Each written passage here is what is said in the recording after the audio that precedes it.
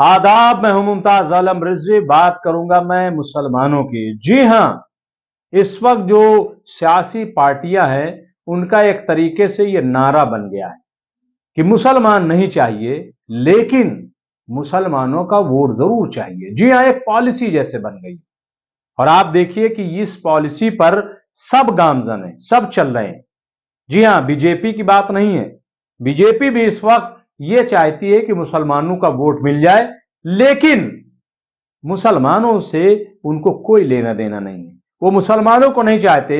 याद होगा कि एक जमाने में यही बात कश्मीरियों के बारे में कही जाती थी। जी हां, कि हमें कश्मीर तो पसंद है, लेकिन कश्मीरी पसंद नहीं।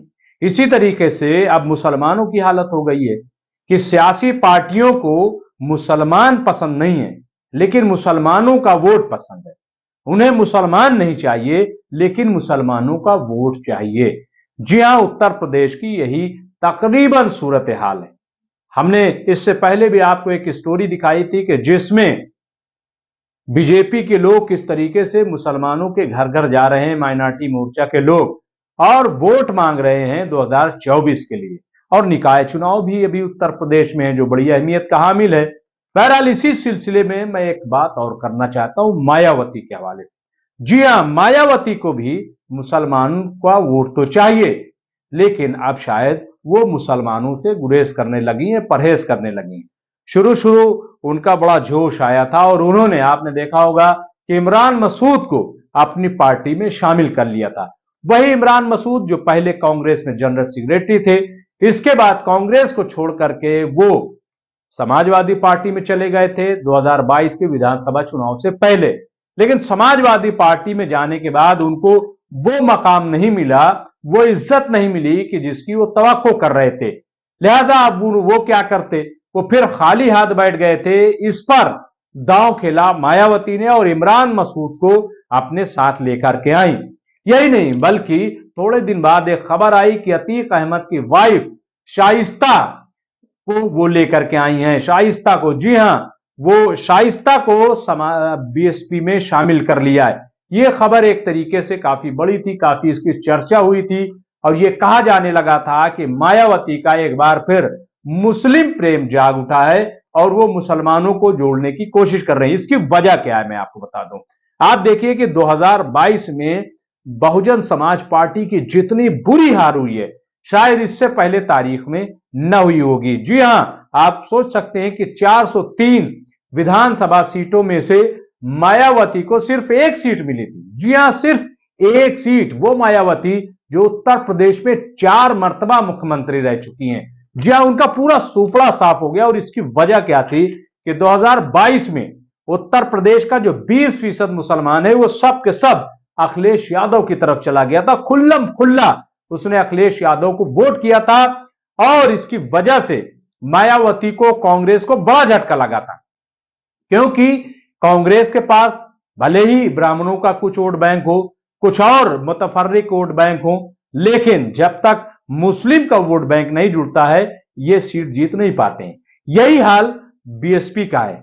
भले ही मायावती ये दावा करे कि उनके पास 14% जो है वो रैदासों का वोट है और बाकी वोट है दलितों का। टोटल दलितों का 22 से 23% वोट उनके साथ है, लेकिन ऐसा नहीं है।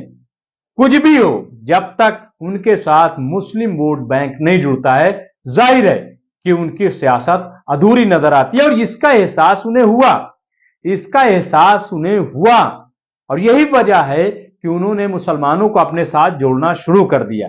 उन्होंने शाइस्ता को, जो कि अतीक अहमद की वाइफ है, उनको साथ ले लिया। लेकिन पिछले 1.5-2 महीने में आपने देखा होगा कि अतीक अहमद पर जिस किस्म की कार्रवाई हुई है, और अब तो उन्हें उमेश पाल मामले में सजा भी हो गई, उम्र कैद की सजा हो गई है। और इसके बाद जो उमेश पाल हत्याकांड का, कत्ल का जो मामला आया है, उसमें तो और ज्यादा कार्रवाई हो रही है। उसमें अब मुलजिम बनाई गई हैं शाइस्ता फाखरी।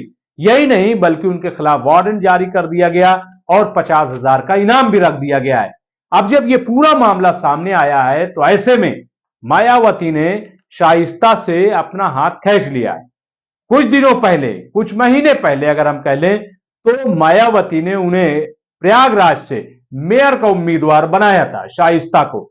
लेकिन अब उन्होंने कहा है कि न सिर्फ शाइस्ता को बल्कि अतीक अहमद के किसी भी रिश्तेदार को हम बीएसपी से कहीं का भी उम्मीदवार नहीं बनाएंगे। इसका मतलब साफ है कि मायावती अब अतीक अहमद की फैमिली से अपना हाथ खींच रही है। लेकिन क्या इसका मतलब यह निकाला जाए कि मायावती मुसलमानों से दूर हो रही, या यह मतलब निकाला जाए कि चूंकि अतीक अहमद का मामला इस वक्त बहुत गर्म है इसलिए वो नहीं चाहती कि उसकी सियासत की जद में वो आ जाए?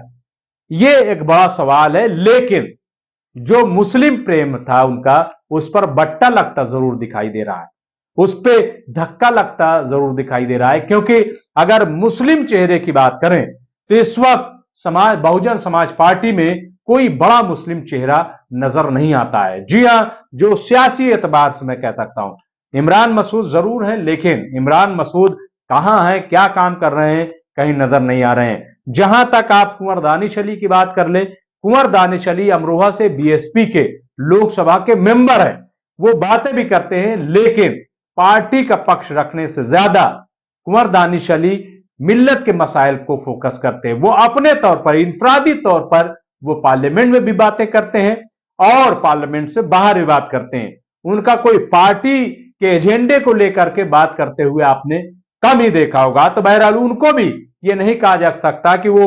संगठनात्मक कोई बहुत लीडर है और वो उसी लीडरशिप का हिस्सा है और उसी तरीके से वो काम करते हैं, तो कोई बड़ा लीडर नहीं है।